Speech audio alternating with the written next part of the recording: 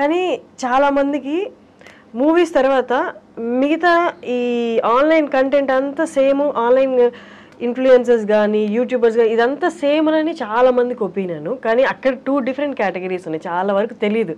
అంటే కోవిడ్ తర్వాత అన్నీ ఏకమైపోయినట్టు అయిపోయినాయి. మూవీస్ తర్వాత యూట్యూబర్స్ ఒకళ్ళు ఉన్నారు, ఇన్ఫ్లుయెన్సర్స్ ఒకళ్ళు ఉన్నారు. ఈ రెండింటిని కలిపేస్తారనమాట. ఇది ఇక్కడ చెప్పొచ్చో చెప్పొద్దో నాకు తెలియదు, కానీ చాలాసార్లు ఎవరైనా ఇన్ఫ్లుయెన్సర్వే కదా అంటే I don't know if I should say this. I'm an actress, not influencer. అంటే I'm not born on social media. Somehow acting ఉన్న ఇంట్రెస్ట్ వల్ల, యాక్టింగ్ కి వచ్చిన అప్లాజ్ వల్ల అక్కడ నుంచి ఇక్కడికి ఆడియన్స్ వచ్చి ఓకే ఈ అమ్మాయి ఇన్స్టాగ్రామ్ ఫాలో అయ్యే తప్ప I'm not Born on social media, I'm not an influencer. అది మనం చెప్పలేం. అయితే ఏంటి ఫాలోవర్స్ ఉన్నారు ఇన్స్టాగ్రామ్ లో కాబట్టి నువ్వు ఇన్ఫ్లుయెన్సర్ అన్నట్టు ఉంటారు, కానీ అలానే ఇన్ఫ్లుయెన్సర్స్ నేమ్ తక్కువ చేస్తున్నట్టు కాదు. But we belong to 2 different categories. అంటే ఇప్పుడు ఫ్యాషన్ ఇన్ఫ్లుయెన్సర్స్ ఉంటారు, బ్లాగర్స్ ఉంటారు, ఫుడ్ ఇన్ఫ్లుయెన్సర్స్ ఉంటారు. వాళ్ళు చేసే కంటెంట్ డిఫరెంట్. మనం యాక్చువల్లీ నేనైతే సోషల్ మీడియాలో చేసే కంటెంట్ ఇన్ఫ్లుయెన్సర్ చేసే కంటెంట్ లో ఏమి ఉండదు. సో సోషల్ మీడియాలో యాక్టివ్ ఉంటాను, కానీ ఆ కంటెంట్ నాది acting related work, web series, ఈ కంటెంట్ ఎక్కువ ఉంటుంది తప్ప ఇన్ఫ్లుయెన్సర్స్ చేసే కంటెంట్ ఉండదు. అది తప్పు తక్కువ కాదు, డిఫరెంట్ అంతే. మన దానికి చాలా డిఫరెన్స్. కరెక్ట్. అండ్ ఇంకొకటి ఇందాక మీరు చెప్తున్నట్టు యూట్యూబ్లో బాగా హిట్ అయిన సిరీస్ ఇది. అంటే ఇప్పుడు ఒక క్లాస్కి 4 సెక్షన్లు ఉన్నట్టు ఆ క్లాసుల్లో 4 సెక్షన్లో మీరే టాపర్ అన్నట్టు అనుకోండి, ఫర్ ఎగ్జాంపుల్ చెప్తున్నా. ఇప్పుడు ఈ టాపర్ని ఈ యూట్యూబ్లో టాప్గా ఉన్న మిమ్మల్ని సినిమా ఆపర్చునిటీస్ వచ్చి ఒక పెద్ద సినిమాలో ఒక చిన్న రోల్ ఇచ్చేస్తారు. అంటే ఇక్కడ మీరు క్యారీ చేసిన కష్టం అంతా తీసుకెళ్ళి ఆ చిన్న రోల్ అలా కనిపించి వెళ్ళిపోవడానికి వాళ్ళు వాడుకుంటారు. వన్ రీజన్ ఈజ్ పెద్ద సినిమాలో ఎంతో కొంత ఫెచ్ అవుతుంది, దీనికి బాగా ఫాలోయర్స్ ఉన్నారనో లేకపోతే కొంచెం ఫేమ్ వచ్చిందని. బట్ ఓవరాల్గా మీ వైపు నుంచి చూసుకుంటే ఎలాగా హెల్ప్ అవ్వదు. అండ్ సమ్హౌ మ్యాక్సిమం మూవీస్ అక్కడే ఫిల్టర్ అయిపోతూ ఉంటాయి. 2 అప్రోచెస్ ఉంటాయి దీనికి. నేను తెలిసిన వాళ్ళ నుంచి విన్నది ఏంటంటే, నీకంటూ ఒక రోల్ వాళ్ళు రాసుకొని సినిమాల్లో ఇవ్వాలి అంటే నీకు వచ్చిన రోల్స్ అన్ని నువ్వు ఫస్ట్ చేయాలి.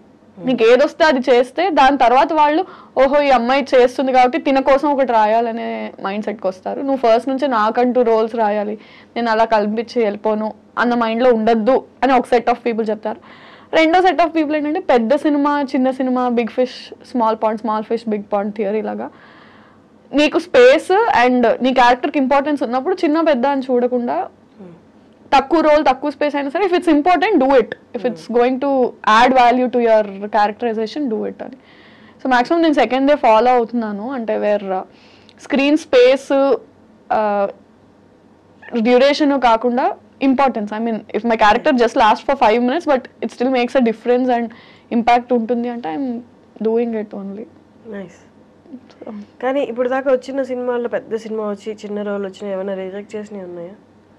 రిజెక్ట్ ఏం చేయలేదు, బట్ అవి అలా వచ్చి అలా పాస్ అయిపోతాయి. Don't want to take names, but yeah వచ్చాయి, పెద్ద ప్రొడక్షన్స్లో వచ్చాయి. అంటే అది వాళ్ళకి హెల్ప్ అవ్వదు, నాకు హెల్ప్ అవ్వదు, ఏదో ఉన్నానంటే ఉన్నాను అన్నట్టు కనిపించి యూజ్ లేదు కదా. అంటే ఇట్స్ నాట్ గోనా హెల్ప్. ఇప్పుడు పెద్ద కాస్ట్ ఉన్న సినిమాలో విరాజిత కనిపించిందంటే పెద్ద క్యాస్ట్ కి ఏంటి, ఇట్ డజంట్ మేక్ డిఫరెన్స్.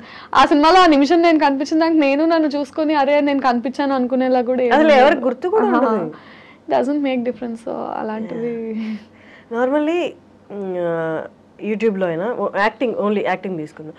యాక్టింగ్లో అమ్మాయిలు సర్వైవ్ అవ్వడం చాలా ఈజీ అని చాలామంది అనుకుంటారు, కానీ అనుకున్నంత ఈజీ కాదు. అంటే మన పక్కనే ఉండి ఒక స్టేజ్లో హెల్ప్ చేసిన వాళ్ళు మీరు ఇందాక అన్నట్టు పెద్ద స్టేజ్కి వెళ్ళాక చెయ్యి ఇచ్చి మళ్ళీ పైకి లాగుతారంటే లేదు, ఆల్రెడీ హెల్ప్ చేశాం కదా అన్న ఒపీనియన్లో వాళ్ళు ఉండొచ్చు. మామూలుగా వాళ్ళు అనుకున్నంత కేక్ వాక్ అయితే కాదు. అండ్ ఆల్సో అంటే somehow అంటే I don't want to take the gender, అబ్బాయిలకి బెటర్ అమ్మాయిలకి బెటర్ అని కాదు, కానీ number of male counter parts in the industry చాలా ఎక్కువ. ఫీమేల్స్ బయటకు వచ్చి యాక్టింగ్ చేసే వాళ్ళు చాలా తక్కువ. సో బయట ఎలా ఉంటుందంటే వచ్చి చేసేవాళ్ళే తక్కువ కాబట్టి చేసిన అందరికీ ఏదో ఒక ఆపర్చునిటీ వస్తుంది అన్నట్టు ఉంటారు, కానీ నో నాట్ నెసెసరీ. బట్ చెప్పాలంటే for a man span in the industry ఎక్కువ ఉంటుంది దాన్ ఫర్ అ ఉమెన్. అంటే not just YouTube, not just cinema, he can work అంటే ఒక అట్లీస్ట్ ఒక 20-30 ఇయర్స్ ఎరాలో తను multiple films, multiple genres, age అన్ని play చేయగలడు. అమ్మాయి వరకు వచ్చేసరికి చాలా కన్స్ట్రక్టివ్ అండ్ రెస్ట్రిక్టెడ్ ఎన్విరాన్మెంట్ అయిపోయింది. ఈ ఏజ్ నుంచి ఈ ఏజ్, ఇంత నుంచి ఇంత, ఈ కైండ్ ఆఫ్ రోల్స్ అని స్టీరియో టైప్ అయిపోతుంది బాగా. Men have more options to explore where women don't. అది అన్ఫార్చునేట్లీ మరి ఎందుకు అర్థం కాదో జనాలకి కానీ బయట కానీ. Again you can't keep explaining people అంటే ఇది ఇది ఇది ఇది అని నువ్వు అందరికి చూపించలేవు. కానీ అబ్బాయిలకైతే ఈ వర్క్ కాబట్టి ఆ వర్క్, లేకపోతే ఈ పర్సన్ కాబట్టి ఆ పర్సన్, వాళ్ళతో పాటు డే అండ్ నైట్ జర్నీ చేస్తారు. వాళ్ళు ఈ పని కాబట్టి ఆ పని చెప్తే మొహమాటం లేకుండా చేస్తారు. సో దట్ వాళ్ళతో కొంత జర్నీ చేస్తే నెక్స్ట్ ఆపర్చునిటీ వస్తుంది. అమ్మాయిలకి ఆ ఫెసిలిటీ కూడా లేదు కదా. ఈ పర్సన్ ద్వారా మనకి ఒక ఆపర్చునిటీ వస్తుందని తెలిసిన అమ్మాయి అయినందువల్ల యూ హ్యావ్ సమ్ బౌండరీస్. దీన్ని దాటి ఈ అవర్స్ దాటి నేను పని చేయలేను, ఈ అవర్స్ దాటి నేను మీట్ అవ్వలేను, ఈ ప్లేస్ దాటి నేను బయటికి రాలేను.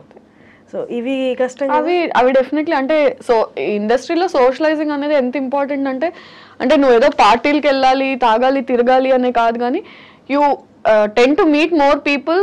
నీకు అసలు అంటే ఒక కాస్టింగ్ కాల్ పెట్టే వరకు అక్కడ రిక్వైర్మెంట్ ఉంది ఆ ప్రొడక్షన్ హౌస్ లో అన్న విషయం కూడా మన దాకా రాదు. అది పబ్లిక్ గా అనౌన్స్ చేయరు, ఇన్సైడ్ సర్కిల్లోనే మాక్సిమం కాస్టింగ్ అయిపోతుంది.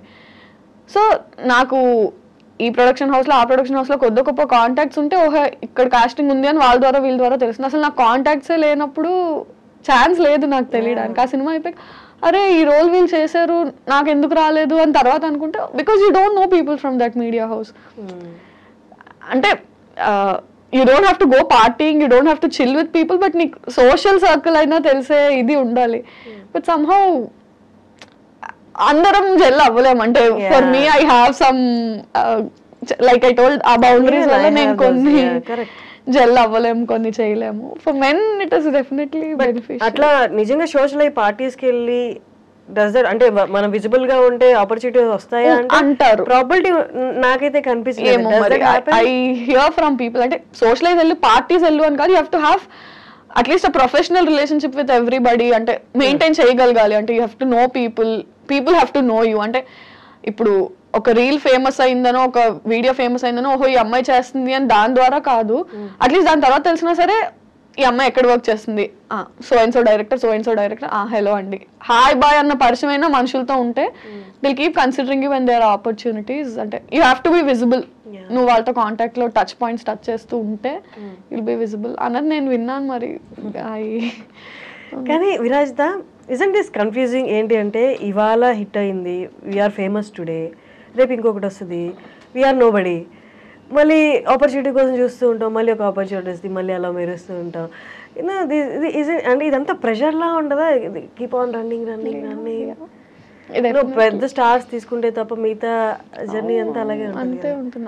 That is why fixed job, set source of income ఎందుకు ఉండదు మనకి అంటే some days we are very busy, some days we are very free. అంటే వస్తే మనకు అన్ని పనులు ఒకే రోజు వచ్చి పడతాయి, లేని రోజు somebody call me, somebody give me some work అన్నట్టు ఉంటుంది. ఎందుకంటే అండర్స్టాండ్ అంటే 9 to 5 జాబ్ ఎలా ఉంటుందంటే వీకెండ్స్ చిల్ అవుతారు, మండే టు ఫ్రైడే వర్క్ చేస్తారు, ప్యాటర్న్ ఉంది. మనది ప్యాటర్న్ లేదు. నీకు షూట్ ఉంది అంటే పండగ లేదు, పబ్బం లేదు, ఆదివారం లేదు, ఏం లేదు, నువ్వు వెళ్ళి వర్క్ చేయాలి, అదే పండుగ అంతే. Because for you your work is everything. అంటే నువ్వు ఆ సెక్యూర్డ్ లైఫ్ వద్దనుకుని కదా వచ్చావు. You can't complain about this also. నువ్వు హజిల్ చేయడానికి ప్రిపేర్ అయ్యావు కాబట్టి యూ హ్యావ్ టు హజిల్ అంతే. దెర్ ఇస్ కానీ ఆ హజిల్ కొంతవరకు కొందరు సిచ్యువేషన్లో కొంతవరకు భలే టార్చర్లా ఉంటుంది. ఒక్కొక్క రోజు వర్క్ వచ్చిందా ఈ టార్చర్ అసలు గుర్తురాదు, పరిగెడతాం మళ్ళీ. Is it the same? Yeah of course we love our work. అంటే దేనికోసం అయితే అన్ని వదులుకొని వచ్చామో we live for that. And bad days అంటారా, don't you think it's there, it's just there. Every other day manaki edo okati starts coming up, and sometimes work unna kuda you have such a bad day right from the day you wake up elledaka things don't fall in place, bad news lu vintamu, inlo nu select avaledu, idi neeku raaledu, director says enduku inni takelu తీసుకుంటున్నావు, ఈ shot బాలేదు, personally financially, and you can't complain about it. Worst part is ఇప్పుడు ఇంట్లో వాళ్ళు చేసింది అనుకో, చూడు నువ్వు చేయమన్నావు ఇట్లా చేసినా అవ్వట్లేదు, what will you complain? Something you chose about. There is nothing you can complain about. Suffer, just suffer అంతే.